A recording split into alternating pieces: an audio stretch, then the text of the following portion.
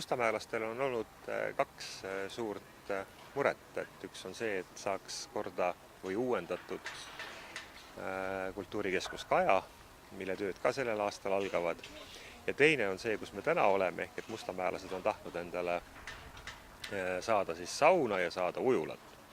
Ja täna siis tõesti on see päev, kui Mustamäe saun ujula saab nurgakivi ja mustamäelaste üks põhilisi soove, mida nad on soovinud, saab täidetud. No tuleb veel spa, tuleb spordikeskus spordisaalidega, nii et selline multifunktsionaalne kompleks, aga lisaks spordile ma arvan kõige olulisem see, et saab tõesti Mustamäe endale ujula ja saab sauna.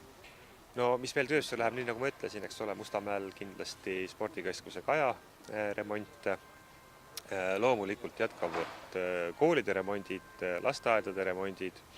Ma arvan, et ka need on olulised, kindlasti noortekeskuse remont järgmistel perioodidel on vajalik ette võtta. Ja loomulikult kõik võimalikud pargid, rohealad, mis peavad nägusamaks ja korda saama, nii et need tööd ka kindlasti lähevad edasi.